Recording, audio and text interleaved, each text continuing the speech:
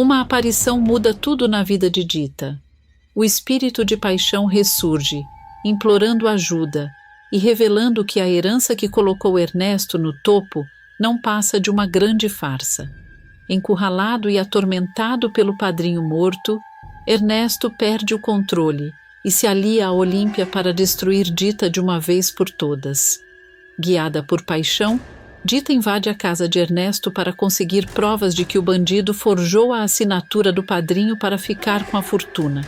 Mas um choque ainda maior a espera quando Sandra surge viva, cruel e decidida a eliminar a caipira de seu caminho.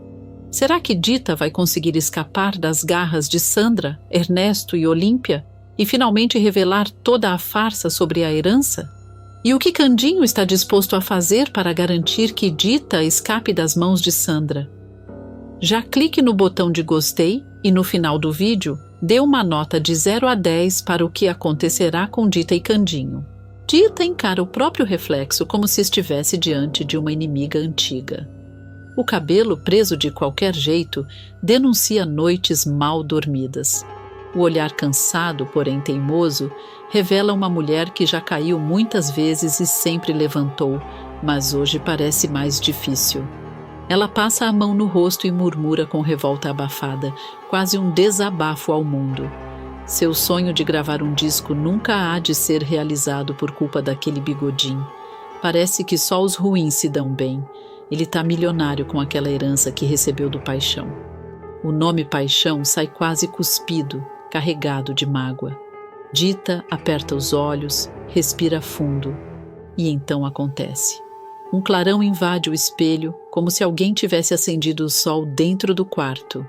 O vidro vibra, e a luz se distorce até formar o rosto de Paixão.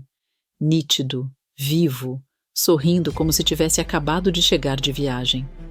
Dita dá um pulo para trás, grita baixinho e leva a mão ao peito. Como isso é possível? Ela sussurra tremendo. Como posso estar vendo o senhor no lugar do meu reflexo? E o senhor nem vivo tá.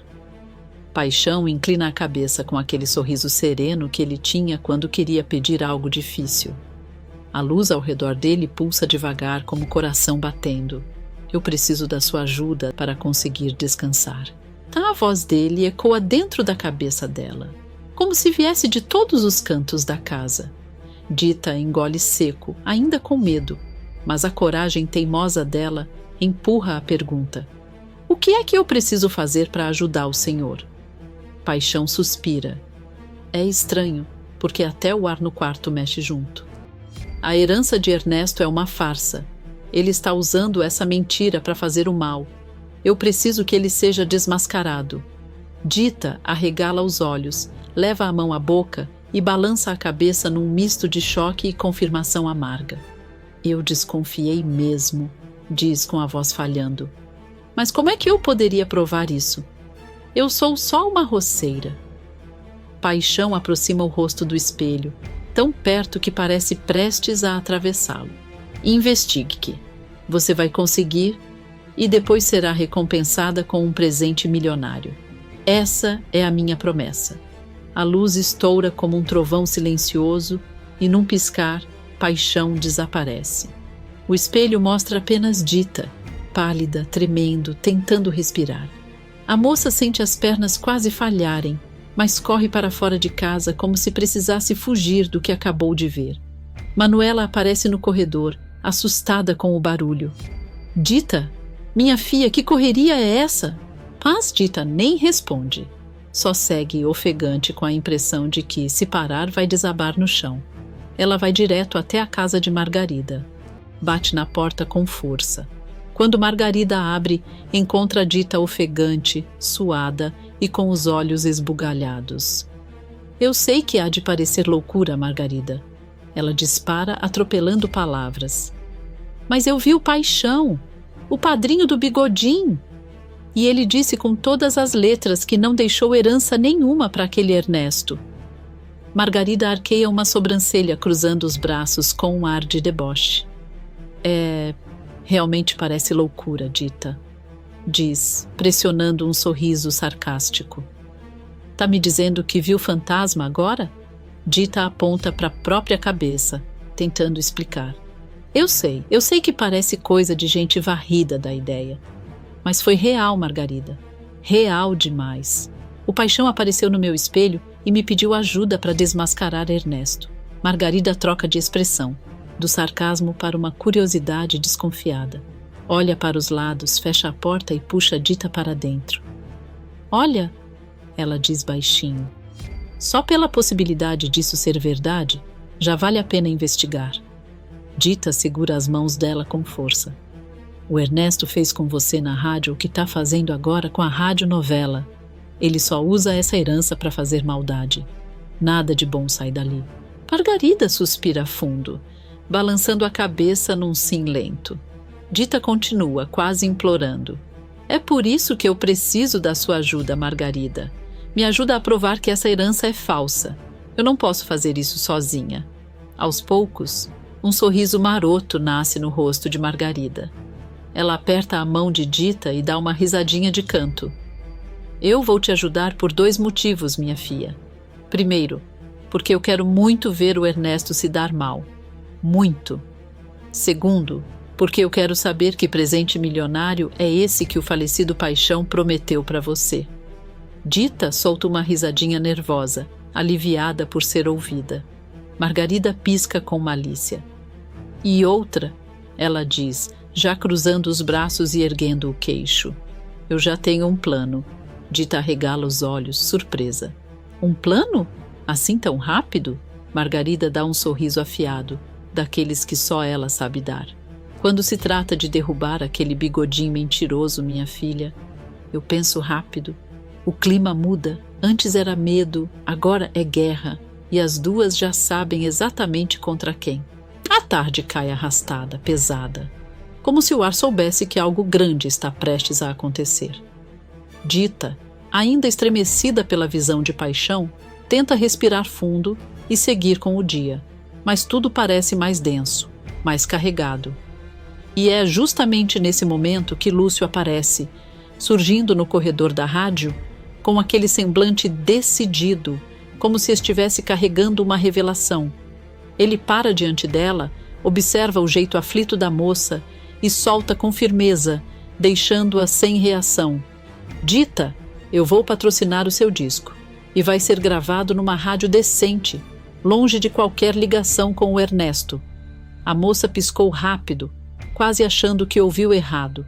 O coração dela salta, bate forte, como se o sonho que ela enterrara há anos estivesse batendo na porta pedindo para entrar de novo. Mas no fim do corredor, uma presença espreita.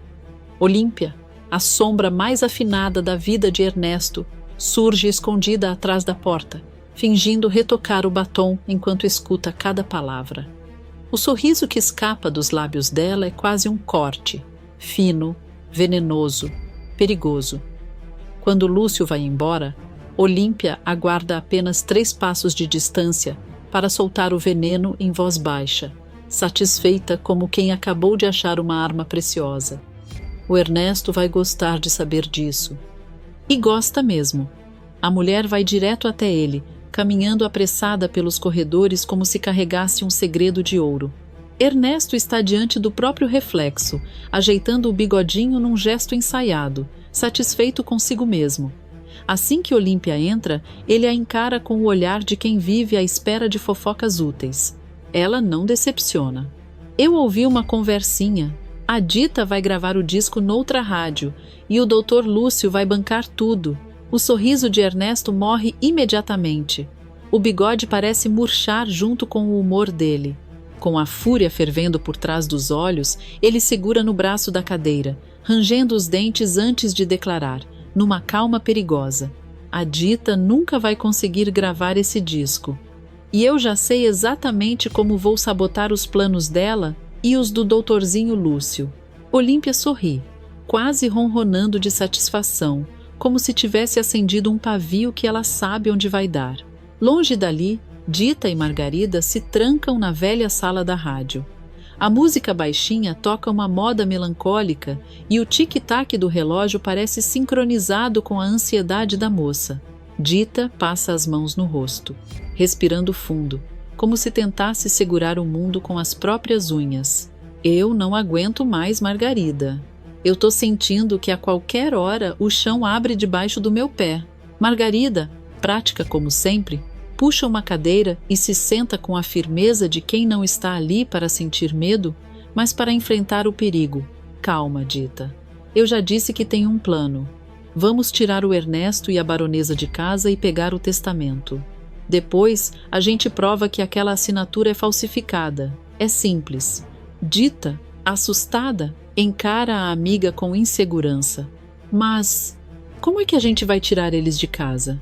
É aí que Margarida solta aquele sorriso que mistura malícia com coragem e um toque de ousadia que só aparece quando alguém decide que está cansado de ser pisado. Quem vai tirar eles de casa sou eu. Você entra escondida e pega o testamento.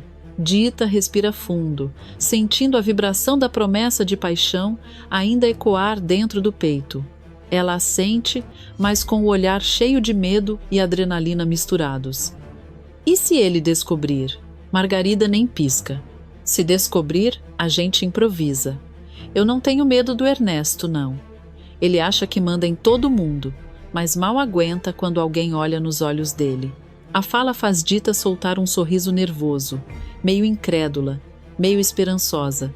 A coragem de Margarida parece contagiar tudo ao redor, mas enquanto as duas traçam o plano, há algo no ar que nem elas percebem. Uma vibração estranha, uma sombra maior do que a maldade de Ernesto, maior do que a falsificação de um testamento. Um segredo silencioso que repousa naquela casa como um animal adormecido, esperando o momento certo para abrir os olhos. E Dita, quando entrar lá, não vai encontrar apenas o documento que Paixão pediu. Ela vai topar com algo tão pesado, tão inesperado, que pode virar o jogo de um jeito que nenhuma das duas imagina e que Ernesto jamais será capaz de esconder novamente. A noite cai carregada, e a casa de Ernesto vira o centro de uma comoção que ele jamais poderia imaginar. Margarida, com toda a sua esperteza, já tinha preparado tudo. Espalhou boatos, levantou suspeitas, atiçou a curiosidade da vizinhança e, quando deu por si, havia reunido uma multidão em frente à casa dele, como se o apocalipse tivesse escolhido justamente aquele endereço para começar. Crianças apontavam, velhas cochichavam, curiosos se acotovelavam. A confusão era tão grande que parecia festa, mais festa das bravas. Dentro da casa, Ernesto percebe o barulho e franze o senho, incomodado. Ele olha pela janela, vê a movimentação e pergunta, com o bigode quase tremendo de irritação: aconteceu alguma coisa na cidade? Olha a multidão lá fora. Sandra, sempre seca e ligeiramente entediada com as paranoias dele, dá uma olhada rápida pela janela, dá de ombros com aquele ar debochado e responde: e o que você está esperando? Vai lá ver. O tom é de quem ordena, mas finge que está sugerindo. Ernesto sente o golpe na vaidade. Ele detesta quando Sandra fala como se ele fosse um funcionário da própria casa, mas engole seco e vai. Assim que pisa do lado de fora, ele se depara com a cena caótica. Grita, tentando impor respeito que ninguém ali está com a menor intenção de dar. Mas que bagunça é essa? O que está acontecendo aqui? Margarida avança pela multidão com a naturalidade de uma atriz entrando no palco, segurando a expressão mais convincente de pânico. Ela se aproxima dele com os olhos bem arregalados, parecendo completamente fora de si. O seu paixão, seu padrinho. Ele está vivo, está lá na rádio. A notícia cai como raio na cabeça dele. Ernesto empalidece, arregala os olhos, o bigode até parece estremecer.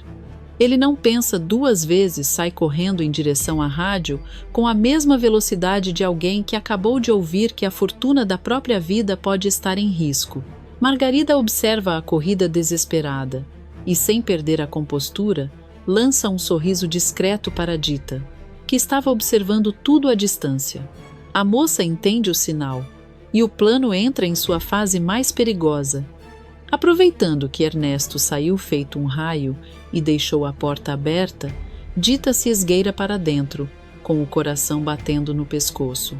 Mas o que ela não sabe é que Sandra está lá dentro, circulando pelos corredores como um fantasma impaciente. Dita entra devagar. A casa parece maior, mais sombria do que o normal. Cada passo ecoa como se pudesse entregar sua presença. Ela vira uma esquina e ouve passos, congela. Depois se esconde atrás de um armário antigo, prendendo a respiração. Puxa ligeiramente a cabeça para espiar e vê Sandra, a baronesa viva, inteira, maquiada e de pé, caminha com calma, como se cheirasse perigo. Dita morde o lábio, indignada, chocada, quase falando alto sozinha. Então essa fingida tá viva, Vivinha da Silva. Enganou todo mundo fingindo que tinha partido dessa para uma mió. Ela tampa a boca logo depois, temendo que o pensamento escapasse em voz alta. Sandra anda pela sala, impaciente, batendo o salto no chão. Ela verifica o relógio, percebe a demora de Ernesto e se inquieta ainda mais. Ele está demorando demais. Isso não está certo. Vou lá ver o que está acontecendo. E sai porta fora, deixando a casa silenciosa outra vez. Assim que a porta se fecha, Dita respira fundo finalmente sozinha. O medo dá lugar à adrenalina. Ela caminha rápido pelos corredores, abrindo gavetas, remexendo prateleiras, vasculhando qualquer lugar onde um testamento poderia estar escondido. Tudo acontece numa pressa nervosa, como se cada segundo fosse um risco. Enquanto isso, Ernesto chega à rádio, entra bufando, olhando para todos os cantos como se esperasse ver o próprio padrinho ressuscitado caminhando ali dentro, mas não encontra ninguém, apenas o eco da própria respiração. Ele aperta os olhos, raciocina rápido e murmura para si mesmo, com a desconfiança crescendo como uma sombra atrás dele. Mas por que ela faria isso, a menos que quisesse me tirar de casa? A ficha finalmente cai, e cai pesada. Ele entende que foi enganado. O ódio sobe pela espinha. Ele vira o corpo e sai correndo de volta para casa, desesperado, como se tivesse acabado de perceber que deixou a porta aberta para uma ladra muito determinada.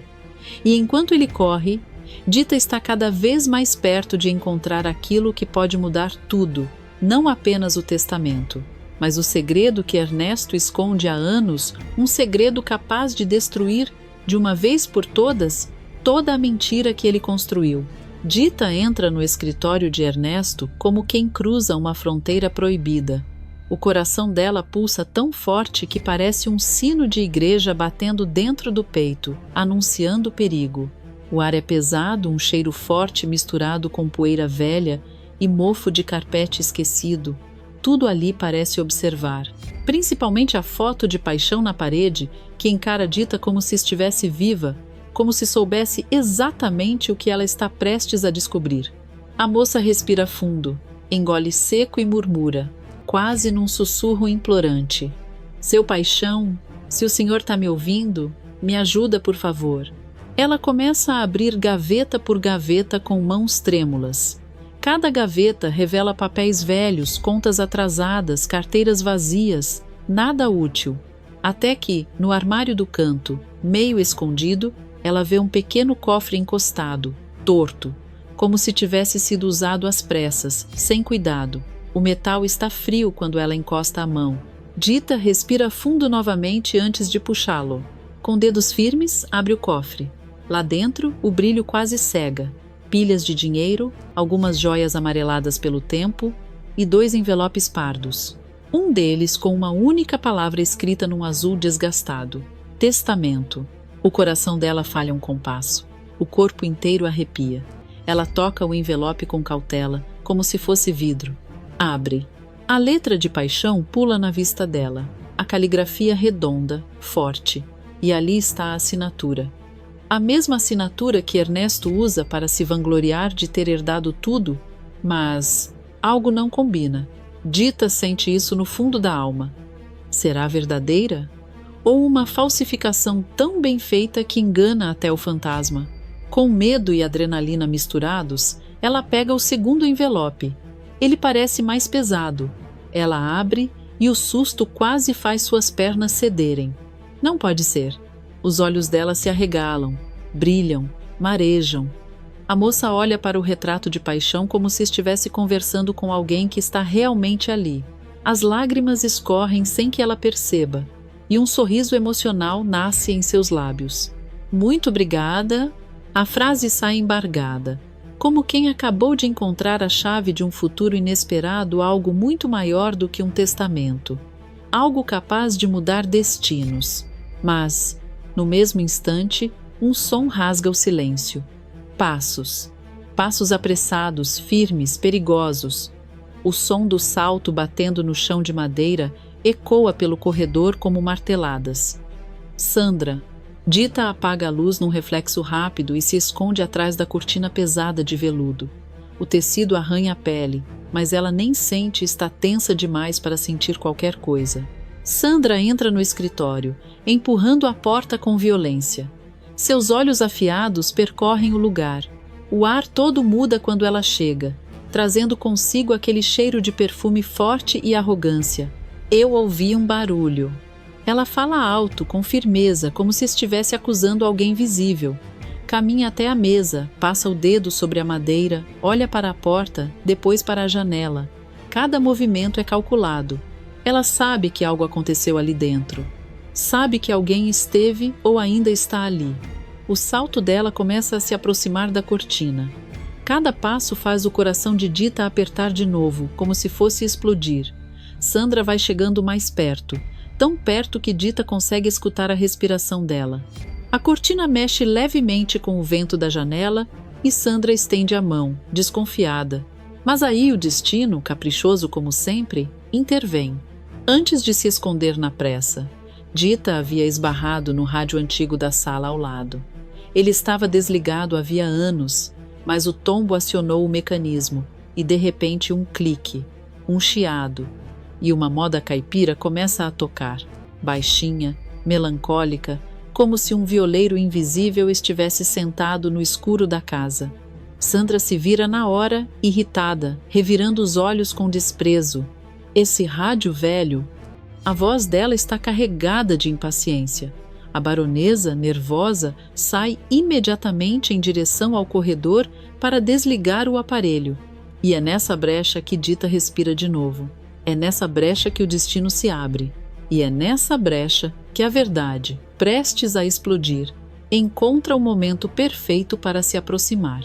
Porque o próximo passo de Dita e o próximo retorno de Ernesto vão decidir quem cai e quem levanta dessa guerra silenciosa.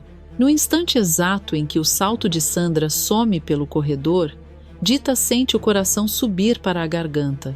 É aquele segundo mágico em que o destino abre uma fresta. Sem nem lembrar que está descalça, ela dispara a porta afora, quase flutuando, quase tropeçando, quase implorando, para que o universo não a deixe cair. O ar frio bate no rosto dela como um tapa, mas ela não para. Quando vira na esquina com o peito queimando, vê Margarida esperando, inquieta, olhando para os lados como quem fareja perigo. Dita chega ofegante, com os olhos arregalados e a alma fora do lugar.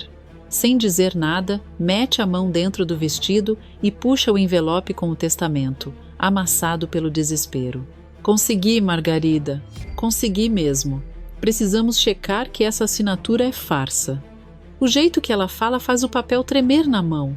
Margarida, sempre mais seca, pega o documento com a ponta dos dedos, como quem toca em dinamite. Deixa comigo, ela responde, empurrando um sorriso de canto, típico de quem guarda um truque na manga. Eu sei exatamente como fazer isso. Mas o olhar dela desce para o outro envelope pardo escondido na mão de Dita. A sobrancelha sobe com suspeita, quase repreensão. E esse outro envelope aí? O que é isso que você está escondendo? Dita olha para os lados, como se as paredes pudessem escutar, e se aproxima devagar. Ela segura o rosto de Margarida de leve e sussurra no ouvido dela. Margarida leva a mão à boca, chocada, recuando um passo, como se tivesse escutado o impossível. Não pode ser. Não pode ser isso, Dita. Pode. Sim, Dita confirma, com a voz trêmula. E estava lá, guardado junto do testamento. O vento passa forte entre elas, como se a própria noite reagisse ao segredo. Horas depois, longe dali, o clima muda completamente. Ernesto chega em casa com uma fúria que quase arranca a porta do batente. Ele entra chutando o próprio ar, transtornado, nervoso, cego de ódio. Sandra tenta arrancar explicações, mas ele só responde com grosseria, sarcasmo e portas batendo. Ele anda pela sala como um bicho encurralado. Os passos ecoam, a respiração dele pesa, e quando ele passa em frente ao espelho grande, parado na parede desde o tempo de paixão, o universo parece segurar o fôlego. No reflexo, atrás dele, surge por um segundo o rosto do velho Paixão, vivo, presente, como se nunca tivesse partido. Ernesto engole seco e vira rápido, mas ninguém está lá. Não, isso não é possível. Isso é coisa da minha cabeça. Mas, quando ele encara de novo o espelho, Paixão aparece outra vez, agora mais definido, mais firme, quase sólido, com aquela expressão de quem conhece pecado por nome e sobrenome. A voz grave enche a sala.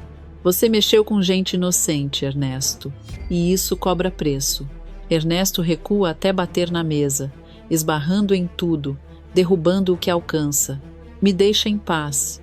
Isso não é real. O que você roubou vai voltar para a mão certa. Paixão avisa, sem levantar a voz. Nada fica escondido para sempre. A luz da sala pisca. 1, 2, 3 vezes. O rádio, desligado há dias, liga sozinho e começa a tocar a mesma moda antiga que ele e Paixão ouviam juntos na fábrica. A música enche o ar como se fosse lamento e ameaça ao mesmo tempo. Ernesto empalidece. As pernas falham. Ele corre para o quarto feito um homem que vê a própria condenação chegando pela porta. Tranca-se, encosta-se na parede e desliza até o chão com o rosto coberto de suor frio. E enquanto o rádio continua tocando sozinho lá fora, a sombra de Paixão passa lentamente pelo corredor como se já soubesse que a verdade, mais cedo ou mais tarde, vai encontrar seu dono. O dia nasce com um sol estranho, quase provocador, como se o destino estivesse rindo da cara de quem acha que controla alguma coisa. Lúcio chega cedinho, animado demais para o gosto de Dita, que ainda carrega no olhar o peso da fuga e do segredo guardado no peito. Ele insiste que aquele teste de disco pode mudar a vida dela, pode abrir portas, pode finalmente colocar o nome dela no mundo, mesmo que o mundo esteja cheio de gente querendo trancar cada porta na cara dela. Dita ajeita o vestido com mãos trêmulas. Respira fundo várias vezes, tentando acalmar o coração que ainda parece correr da cena do dia anterior. Lúcio encoraja com aquele sorriso exagerado que parece sempre esconder alguma segunda intenção. Mas Dita finge não perceber. Do lado de fora do estúdio, Margarida observa tudo. Braços cruzados, postura atenta, olhar afiado. Ela sabe que se der brecha, alguém aparece para estragar. E aparece mesmo. Olímpia está ali, escondida perto da parede lateral, quase grudada nas sombras. Nas mãos, um frasco misterioso e um alicate que brilha como ameaça. A expressão dela é de veneno puro, um sorriso fino que já entrega que coisa boa não vem. Ela se aproxima devagar do quadro de energia, com a calma de quem está acostumada a destruir vidas como se fosse rotina. Quero ver essa roceira gravar hoje, Olímpia sussurra com sarcasmo escorrendo da boca. Enquanto isso, no estúdio, Dita respira fundo mais uma vez. O microfone está na altura certa, o técnico dá sinal, e ela deixa a voz fluir. Uma voz tão bonita que até o silêncio parece parar para ouvir. Lúcio vibra, balança a cabeça satisfeito. Dita cresce, canta com emoção, entrega a alma na nota mais alta. Mas do lado de fora, a serpente age. Olímpia corta o fio certo com precisão de quem já fez aquilo mais vezes do que deveria. O estúdio mergulha numa escuridão abrupta, um estalo seco. Depois, nada. Dita dá um pulo tão grande que quase derruba o próprio microfone. Oh, minha nossa! Estão fazendo isso comigo de novo? A voz dela ecoa no escuro, misturada com um susto sincero. Lúcio tenta acalmar, mas também está apavorado, tropeçando nos cabos. Do lado de fora, Margarida vê tudo: a tesoura no fio, o sorriso de Olímpia, a fuga rápida. O olhar dela se estreita com ódio. Logo você vai ter o que merece. Sua cobra. Ela diz isso num fio de voz, mas com veneno suficiente para fazer o ar gelar. Horas depois, o cenário muda completamente. A delegacia se torna palco. Ernesto entra fazendo um teatro tão grande que até os policiais param para olhar. Ele vem com passos firmes, quase indignados demais para parecer verdade. Delegado, essa ordinária que se diz cantora, Dita Ribeiro, ele faz questão de pronunciar o nome como se cuspisse, invadiu a minha casa e roubou documentos. Ela é perigosa e precisa ir para o Chilindró imediatamente. O delegado franze a testa. Parece desconfiar, mas Ernesto encena tão bem que vira a mesa. Ele gesticula, ele acusa, ele finge se ofender. Ele faz tudo, menos falar a verdade. Enquanto isso, na rádio, Margarida liga as luzes de volta. O estúdio retorna ao normal como se nada tivesse acontecido, mas ela já sabe que o caos real ainda está por vir. E vem. Ernesto invade o local com 2 viaturas completas, delegado, assistente, repórteres de rádio e até curioso que veio no embalo. Ele entra como quem comanda o mundo gritando, apontando, tentando transformar mentira em lei. Leva ela, delegado. Faça isso imediatamente. Dita fica perdida no centro da confusão, sem entender nada. Ela se sustenta no próprio orgulho, mas o medo bate. Do que eu estou sendo acusada, pelo amor de Deus? O delegado responde sério, sem emoção. Você invadiu a casa desse homem e precisa ir para o Chilindrop. A palavra sai torta, mas o peso dela cai como pedra. É aí que Margarida avança. Não corre, não treme. Ela avança como quem finalmente tem o trunfo na mão. Tira da bolsa os 2 envelopes, ergue para todos verem e entrega ao delegado com um sorriso quase cruel. No primeiro testamento, está a prova de que a assinatura do Paixão é falsa. Aqui está o laudo feito com um especialista. Um silêncio tenso ocupa o ambiente. Ernesto fica branco. Os repórteres encostam os microfones mais perto.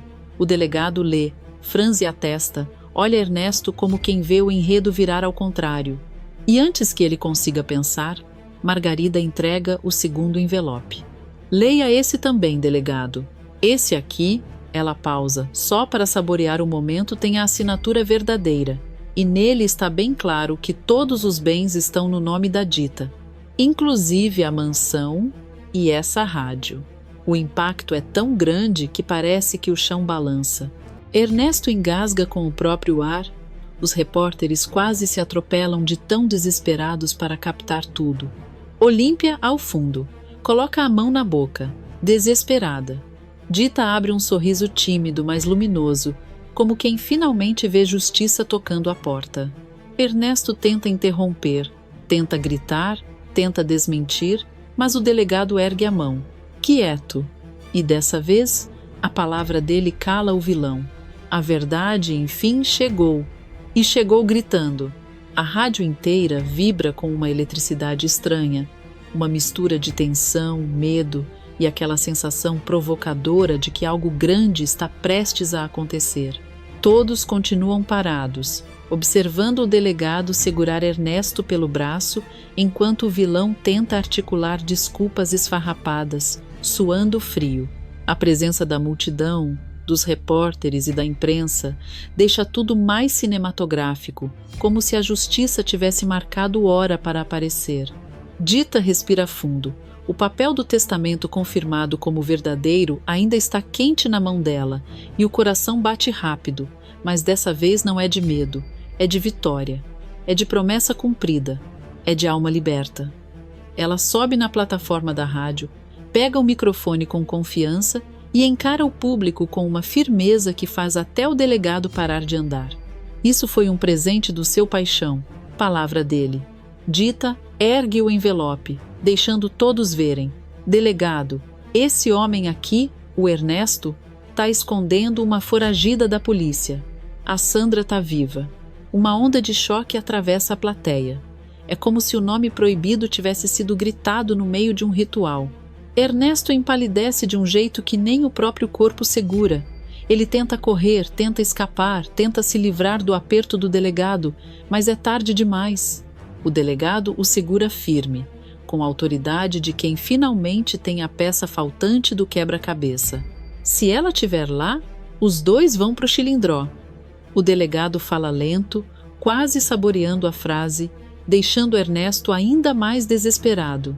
Ernesto esbraveja, xinga, diz que tudo é armação. Os repórteres se amontoam. Olímpia dá 2 passos para trás, tentando se esconder. Margarida cruza os braços, satisfeita.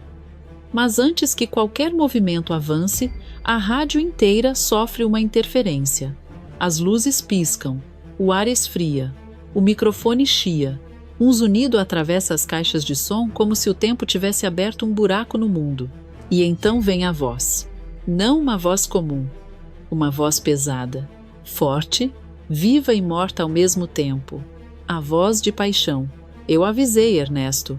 Quem planta mentira colhe vergonha. O áudio treme as paredes. Ernesto grita como se tivesse visto o próprio destino apoiado no canto da sala. O delegado fica arrepiado até o último fio de cabelo. A multidão reage com medo, espanto, devoção, choque. Tem gente se benze, tem gente que chora, tem gente que pergunta se paixão voltou do além. Dita olha para as caixas de som com lágrimas nos olhos, não de tristeza, mas de confirmação. A promessa do velho finalmente se cumpre. Ela fecha os olhos por um segundo e sente que não está sozinha no palco. Quando abre, vê Olímpia tentando escapar pelos fundos. Não dá tempo. Dita encara ela com uma frieza que ninguém jamais viu naquela moça de voz doce. Tá demitida. Pegue suas coisas. A frase sai inteira, forte, firme, cortante como faca afiada. Olímpia tenta protestar, faz drama, ameaça chorar, mas ninguém dá apoio. A rádio inteira parece rejeitá-la como o corpo rejeita veneno. Dita vira para Margarida com um sorriso. A partir de hoje, você é a nova autora oficial da radionovela. Margarida leva a mão ao peito, surpresa, emocionada, quase sem conseguir respirar diante da vitória inesperada. E para selar o momento, Dita anuncia: e hoje tem comemoração. A primeira de muitas. A rádio explode em aplausos. Os músicos que estavam ali para o teste começam a tocar. O cenário muda de tenso para festivo em segundos, como se a justiça tivesse puxado o fio da felicidade e iluminado tudo de uma vez. Mas a vitória ainda não está completa. No meio da celebração, a porta lateral se abre devagar. Um silêncio breve se espalha quando todos percebem quem está entrando. Candinho, de alta do hospital, mais forte do que nunca, com aquele olhar doce que sempre carrega fé até nos piores dias. Ele caminha ainda devagar, mas com firmeza suficiente para provar que o destino não conseguiu derrubar ele. Dita corre até ele, segurando o sorriso mais bonito que já deu na vida. Candinho a abraça com carinho, olhando tudo ao redor. Tudo que acontece de ruim é para melhorar, Dita. Ele diz com aquela voz calma que parece um remédio. Descobrimos que Sandra estava viva e sabe-se lá o que mais ela ia aprontar. Já tinha ido longe demais. Destruiu minha fábrica, quase destruiu minha vida. Dita segura o rosto dele entre as mãos, emocionada demais para segurar as lágrimas. Você tem razão, Candinho. Ela sussurra, e antes que qualquer outra palavra venha, beija ele com força, com alívio, com amor. Eu vou te ajudar a reerguer sua fábrica de biscoitos. Vamos colocar tudo de pé de novo, juntos. Candinho sorri, aquele sorriso de homem bom que volta a ter esperança. E ali, no meio da rádio iluminada, Dita ergue o microfone mais uma vez. Hoje, a gente comemora, pela justiça, pela verdade e pelo futuro que começa agora. Finalmente em paz. Dita e Candinho comemoram juntos, abraçados, prontos para reconstruir tudo o que o mal tentou destruir. Candinho, após acordar do coma, vai atrás de Samir, que ao vê-lo questiona emocionado. Candinho, cê acordou mesmo? Ou eu tô vendo coisa? pergunta, com aquela voz embargada que tenta parecer firme, mas denuncia o menino que morou tempo demais na solidão. Candinho o observa como quem encontra um pedaço esquecido do próprio destino. A respiração falha, o corpo ainda fraco, mas o olhar parece acordado há décadas. Samir, meu filho, murmura ele rouco, como se as palavras pesassem toneladas. A reação de Samir é imediata. O senho fecha, o corpo endurece e ele dá um passo para trás em choque. Meu pai? Como assim, pai? Ele retruca cruzando os braços. Bem que eu queria que fosse verdade, mas o senhor tá zonzo ainda. Meu pai vai aparecer um dia, sempre disseram isso. O tom dele é meio teimoso, meio sarcástico, como quem tenta se proteger antes que alguém quebre seu coração de novo. Candinho ergue a mão trêmula pedindo que ele respire fundo. Deixa eu ver, a marca na sua perna, aquela em formato de asas. Mostra pra mim, fio, mostra agora. Samir arregala os olhos, desconfiado demais para não reagir. Estranho. Candinho, como sabe da marca? Ele solta um tanto confuso, mas Candinho não recua. Pelo contrário, a firmeza na voz mostra que ele já conhece a verdade que só precisa ser confirmada. Mostra, Samir. Minha mãe, ela me contou no sonho. Ela me disse quem era você. O menino sente o chão abrir sob os pés, engole seco. Demora, como se a simples ação pudesse mudar tudo. Depois levanta devagar a barra da bermuda. E ali está, a marca, as asas, o símbolo de uma história que finalmente se revela. Candinho leva as mãos ao rosto, tomado por um misto de choque, alegria e dor por tudo que não viveu. É verdade, era verdade mesmo, sussurra. A última coisa que minha mãe me disse no sonho foi que você era meu filho, o filho que o mundo escondeu de mim. Samir sente o peito disparar, a desconfiança despenca no chão, substituída por um medo novo, um medo bom, o medo de que seja verdade demais para durar. Então, é verdade? Ele pergunta, a voz quase sumindo. O senhor é meu pai de verdade? Candinho assente, com lágrimas que ele nem tenta esconder. Você sempre esteve aqui, no meu coração, mesmo quando eu nem sabia. O menino não aguenta. As pernas tremem, os olhos enchem, e ele se joga nos braços do caipira com a força de todas as ausências que carregou pela vida inteira. Meu sonho finalmente virou verdade, Candinho. Sempre quis que fosse você. Sempre. Chora, escondendo o rosto no peito dele. Candinho o abraça como se quisesse proteger aquele pequeno universo recém-encontrado. Você nunca mais vai ficar sozinho, fio. Nunca mais, eu prometo. Samir, ainda agarrado a ele, pergunta baixinho, com aquele receio antigo de voltar para a realidade dura. Mas, e agora? Para onde eu vou? Eu volto para o orfanato quando o senhor melhorar? Candinho afasta o menino só o suficiente para olhar nos olhos dele, com uma determinação que ecoa no quarto inteiro. Não. Você vai morar comigo. Hoje.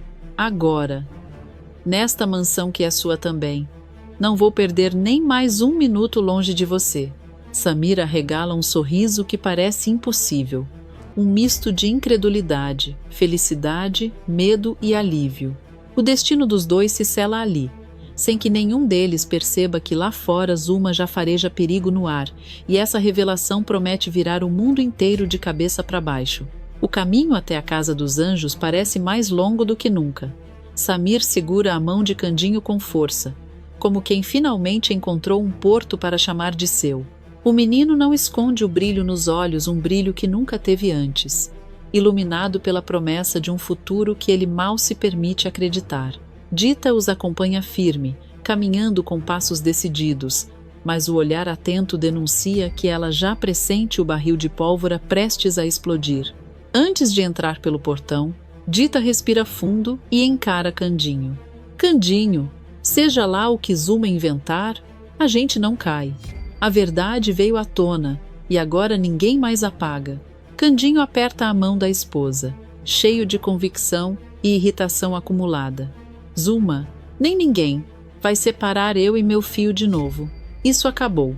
Mas a inquietação se esconde por trás do timbre firme a algo maior, mais podre, mais escondido nas sombras dessas mentiras todas. E ele sente, ele sabe.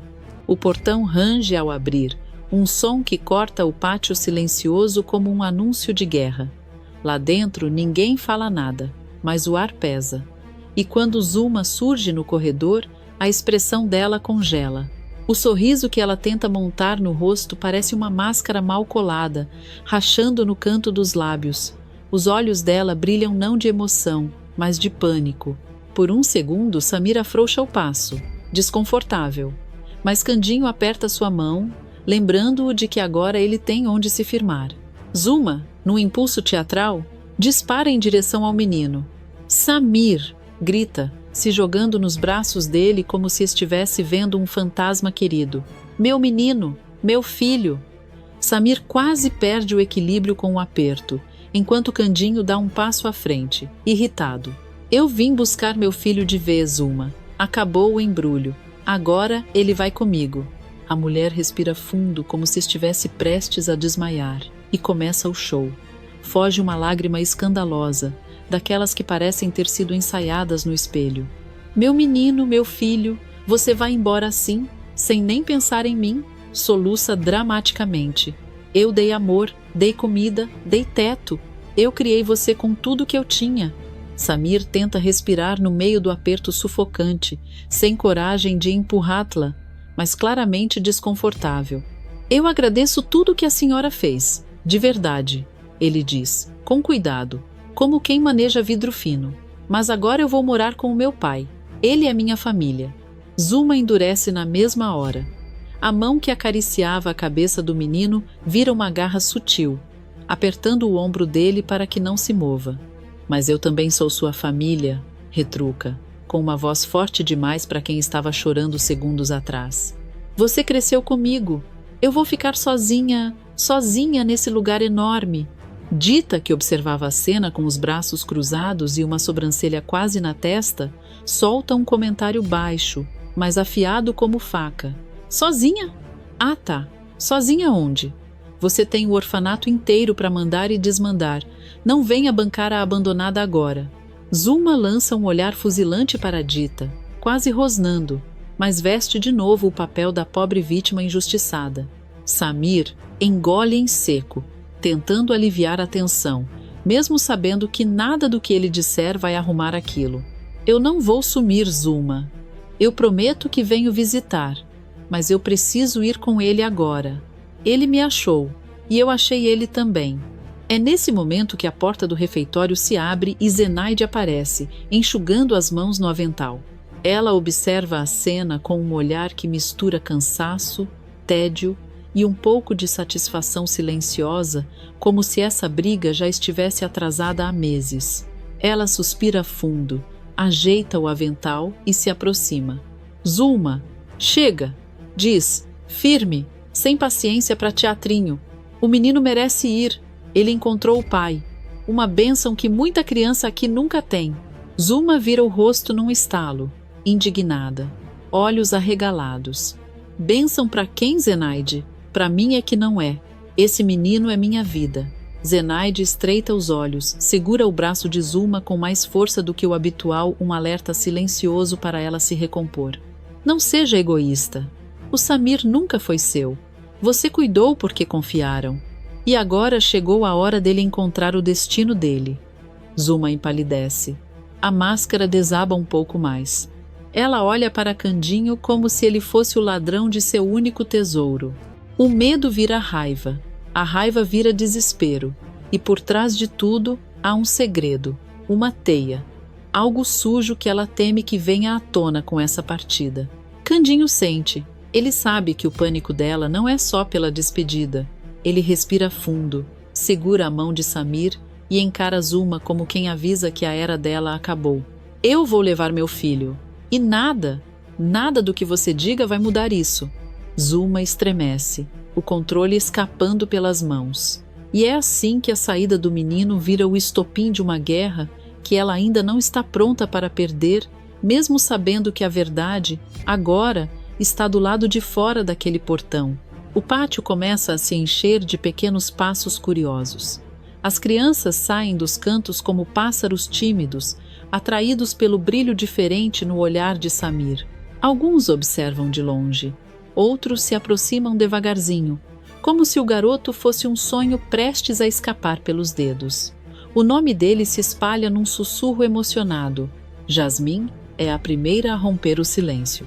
Aproxima-se com o rosto trêmulo, segue segura a mão de Samir com cuidado, como se aquele fosse o último contato entre eles. "Você vai voltar, né?" pergunta, com os olhos cheios de lágrimas contidas. "Você não vai esquecer da gente?" Samir sorri, mas o sorriso vem quebrado pela emoção. Ele aperta a mão dela com carinho. "Nunca. Vocês são minha família também. Eu vou vir sempre que puder, juro." Aladim surge logo atrás, fungando alto, limpando o nariz com a manga da camisa. "Você prometeu me ensinar aquele truque com o peão?" diz, numa tentativa frustrada de parecer bravo. "Não esquece disso." O menino ri, mas a risada vem junto de uma lágrima, que escorre sem pedir licença. "Se eu esquecer, você me puxa a orelha, combinado?"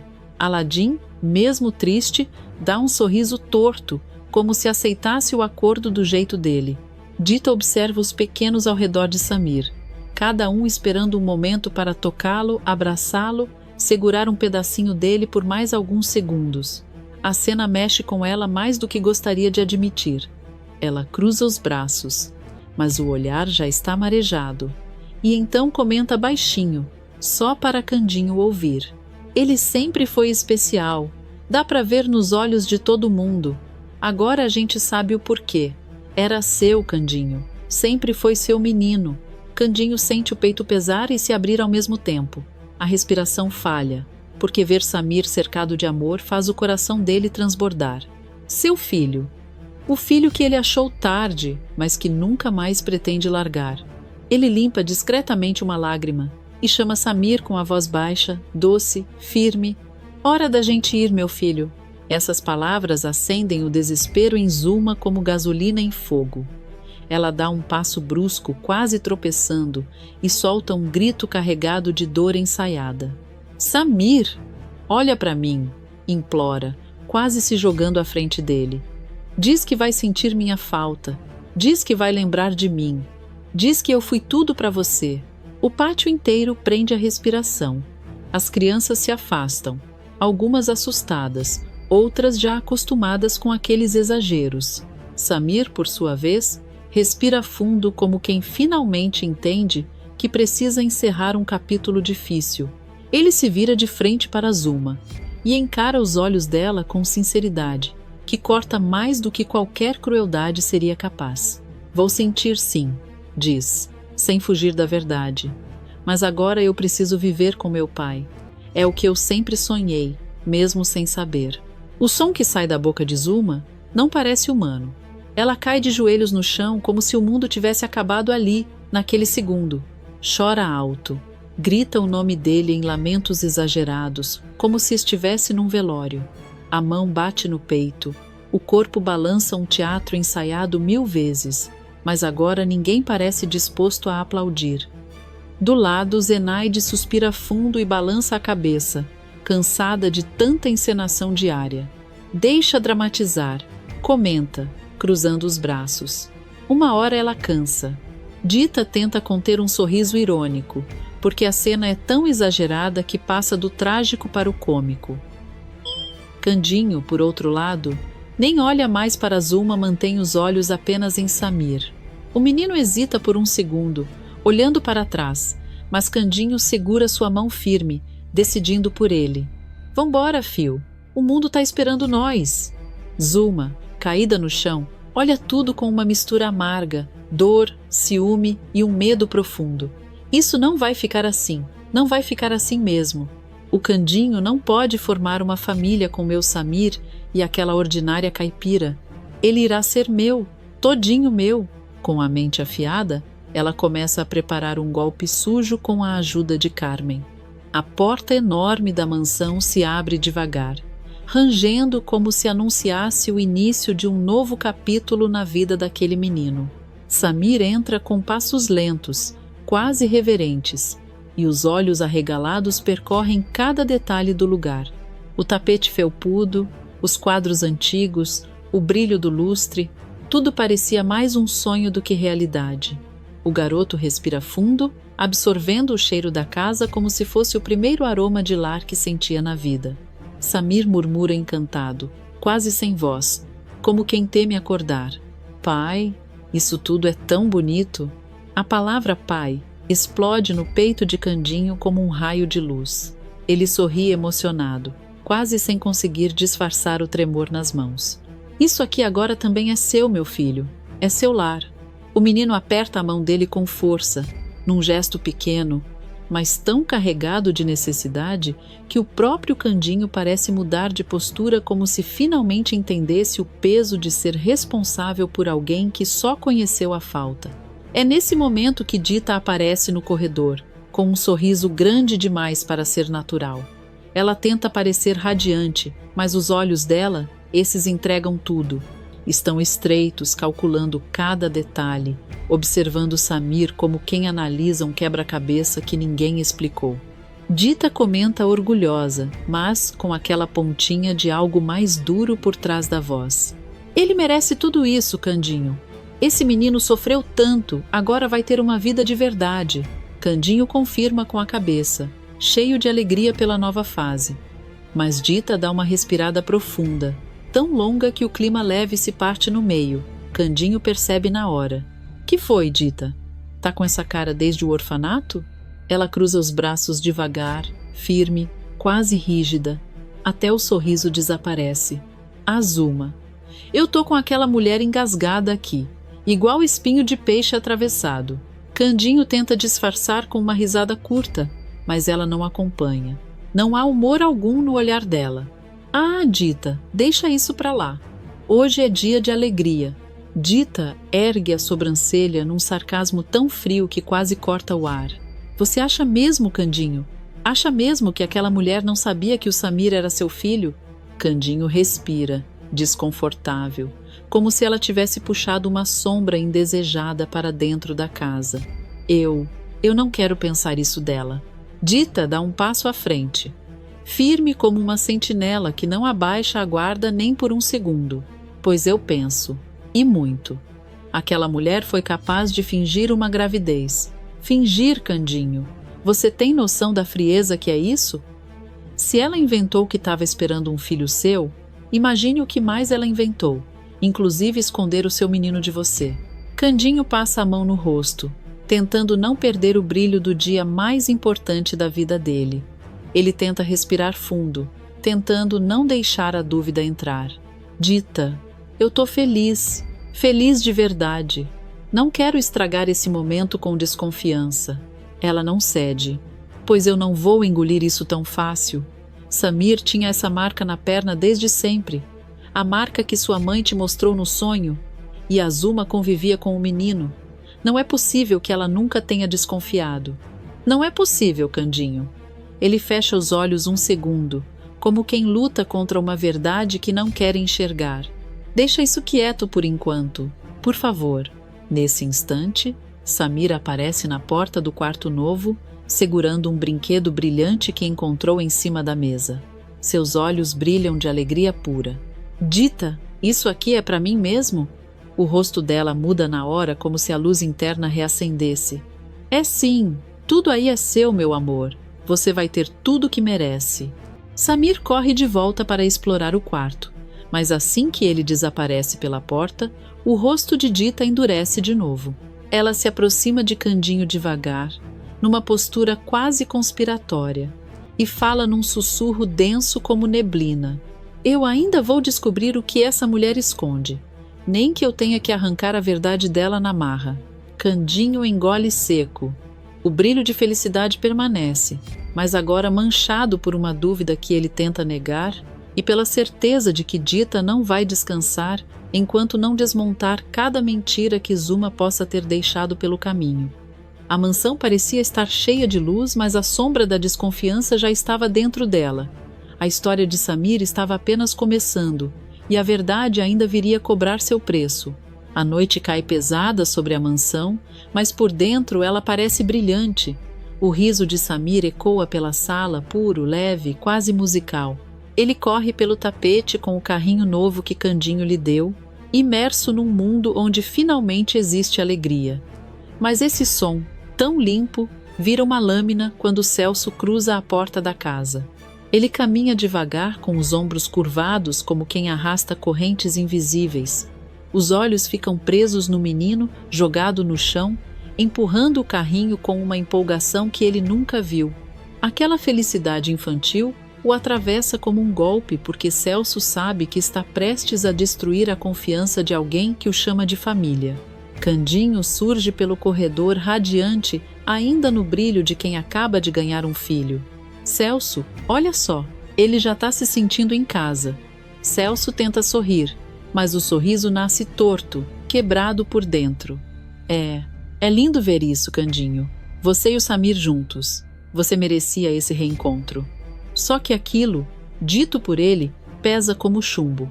Candinho agradece com um aceno sincero, tão simples que é quase cruel. Porque quanto mais puro Candinho é com ele, maior fica a culpa apertando o peito de Celso como um torno metálico. O silêncio se estende. Celso respira fundo. De repente, o rosto dele perde cor. Ele segura na lateral do sofá para não cair. Candinho se aproxima, preocupado. Que foi, Celso? Você tá pálido. O primo respira como se estivesse prestes a mergulhar num abismo sem volta. Eu preciso te contar uma coisa. Uma coisa séria, grave. Candinho franze o senho. A alegria do dia começa a esmaecer. Que coisa? Celso junta as mãos, os dedos entrelaçados, quase se ajoelhando sem perceber. A voz sai estrangulada. Eu sabia, Candinho. Eu sabia que o Samir era seu filho desde o começo. A sala parece congelar. Candinho dá um passo atrás, como se tivesse ouvido um tiro. O quê? Como assim você sabia? Samir levanta o rosto assustado. Antes que a tensão o atinja, Dita aparece como um raio, pega o menino pelas costas e o leva rapidamente para o quarto, lançando um olhar de pura fúria silenciosa para Celso, o tipo de olhar que promete guerra. Celso continua, a voz trêmula, as mãos inquietas. Foi a Zuma. Foi ela que me contou. Ela descobriu pela marca na perna e veio até mim. Eu mandei dinheiro para ela cuidar do menino. Eu sabia da verdade o tempo todo. Candinho se apoia na mesa. Está desnorteado. E por que você não me disse nada, Celso? Nada? Celso fecha os olhos. Ele sabe que a pergunta não tem resposta aceitável. Por inveja, Candinho. A palavra paira pesada, suja, quase mexendo com o ar da sala. Quando a titia morreu e deixou tudo para você, você virou herdeiro e eu fiquei sem nada.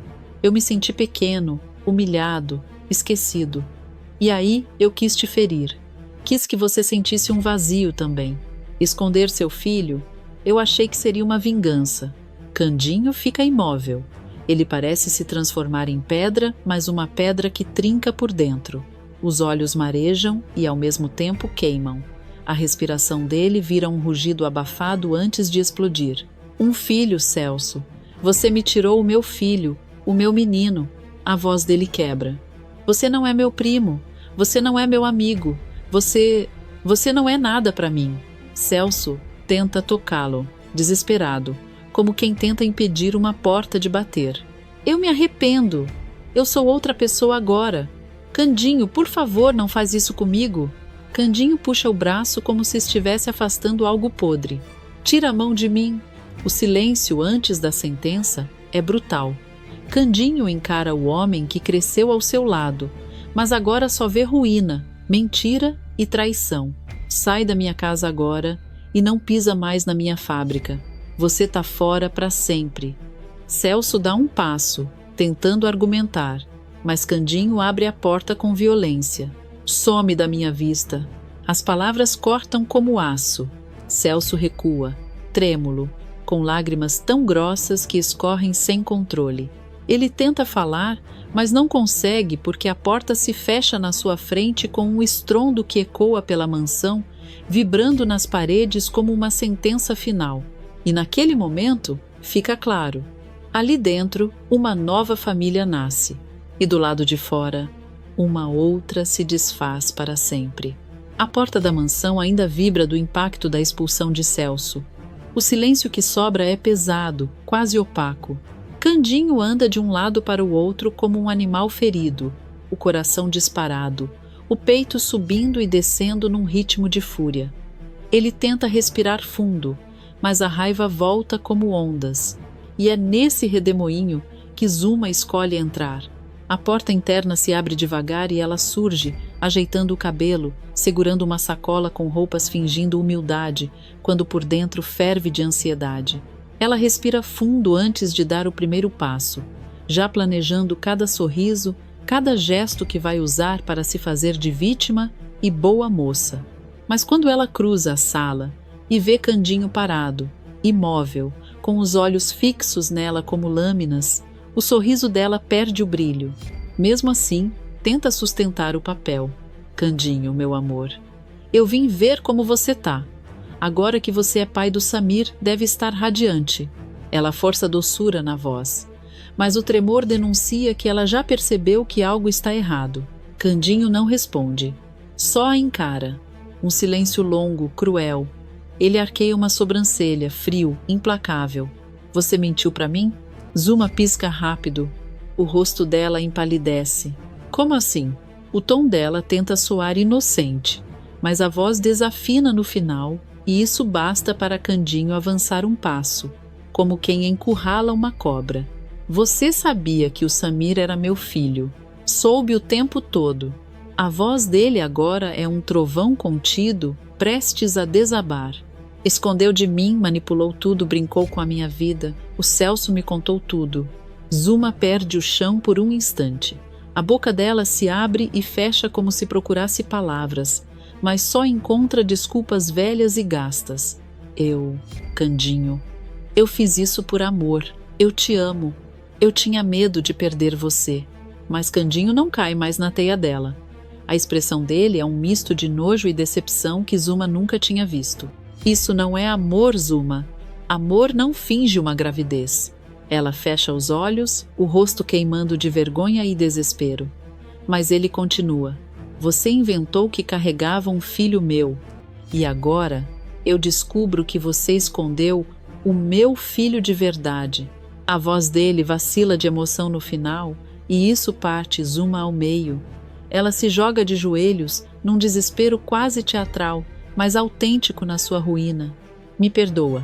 Eu fiz tudo por você. Eu não vivo sem você. Eu fiz porque te amo. As lágrimas descem com força. Ela segura as próprias mãos, como se estivesse implorando a Deus e a ele ao mesmo tempo.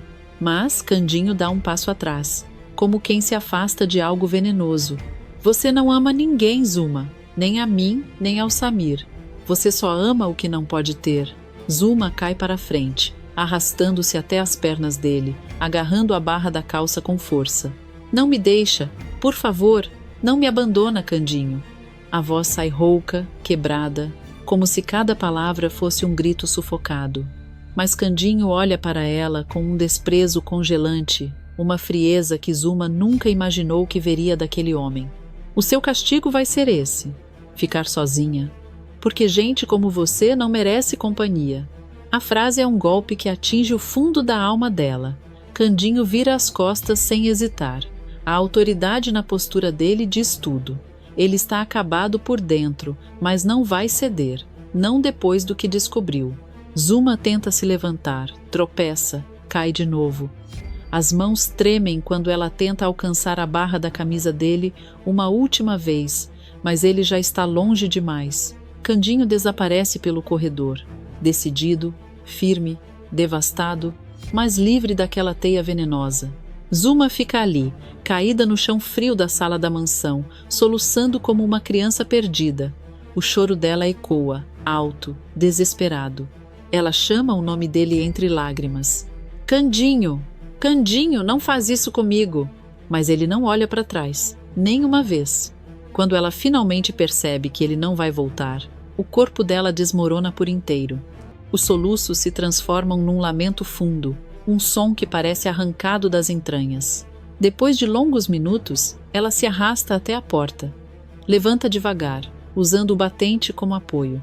E com os olhos inchados, o rosto borrado e o coração em pedaços, Zuma deixa a mansão como entrou, tentando parecer inteira, mas completamente destruída.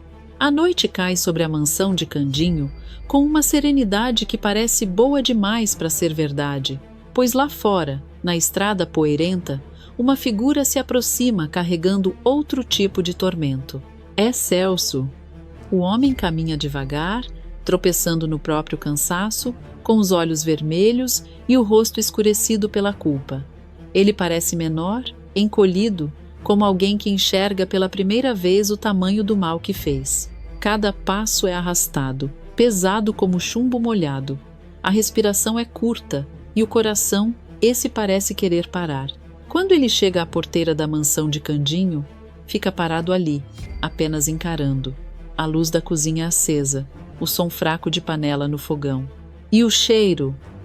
Aquele cheiro quente e familiar da comida de Quitéria, o cheiro da infância, da casa da titia, o cheiro que sempre significou lar e que agora, para ele, parece proibido.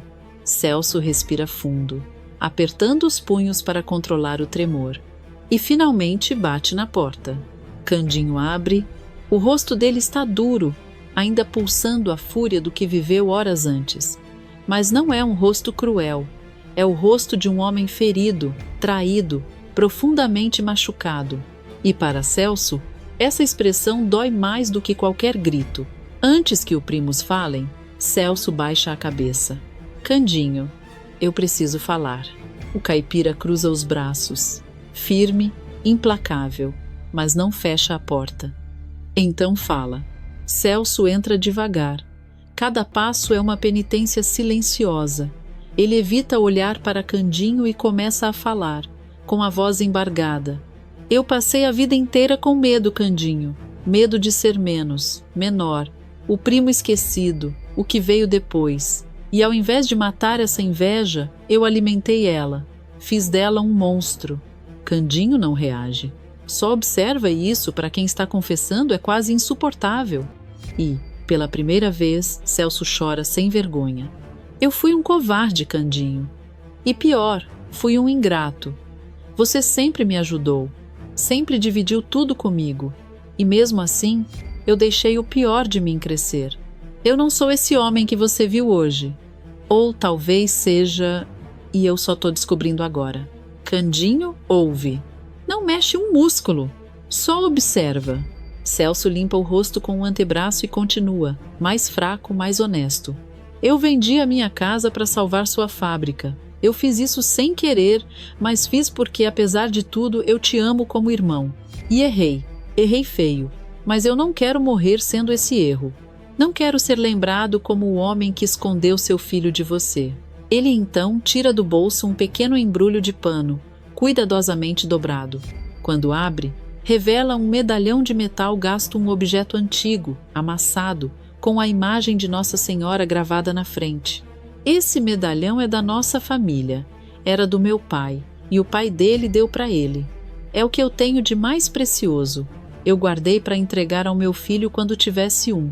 Mas descobri que filho não é o que nasce do sangue, é o que nasce da verdade. Ele ergue o medalhão para Candinho com as mãos trêmulas. Eu quero que você fique com ele. E, se você permitir, eu quero estar presente na vida do Samir, não como pai, mas como alguém que deve a você e a ele mais do que pode pagar. Candinho respira fundo. As palavras do primo entram devagar, perfurando camadas de raiva, de mágoa, de dor. Ele olha o medalhão e é como se olhasse a própria história. Lembra do tio, lembra do quintal da infância, lembra do Celso menino correndo ao seu lado. E, aos poucos, o olhar endurecido começa a amolecer. Você me feriu, Celso, feriu fundo. A voz falha, mas não se quebra. Mas o homem que está aqui agora não é o mesmo que me traiu. Esse aqui está arrependido de verdade. Celso levanta a cabeça, incrédulo, com um fio de esperança nascendo nos olhos. Candinho continua. Quem se arrepende merece um caminho para voltar para casa. Os olhos de Celso enchem d'água de novo. Candinho, você tá me perdoando? Tô te dando a chance de você se perdoar também, mas o resto vai ter que conquistar. E é aí que Celso desaba. Ele cai de joelhos, mas agora não é desespero. É gratidão, é renascimento. Ele abraça Candinho com força, como quem segura a única tábua de salvação de um naufrágio. Obrigado, obrigado, Candinho. Eu juro, por tudo que eu sou, eu nunca mais vou te decepcionar, nunca mais. A cena é interrompida por uma porta rangendo.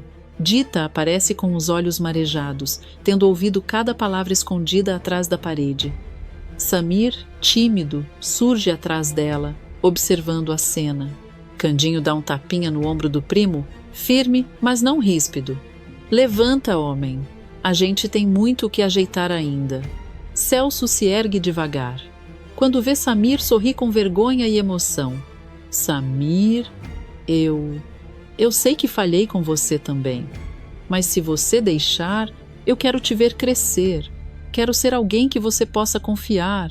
O menino olha para Candinho. O pai sorri, encorajando. Samir dá um passo à frente e abre um meio sorriso tímido, mas cheio de verdade. Eu deixo. E assim, uma família começa a se reconstruir, enquanto outra mentira de Zuma fica para trás como um fantasma vencido.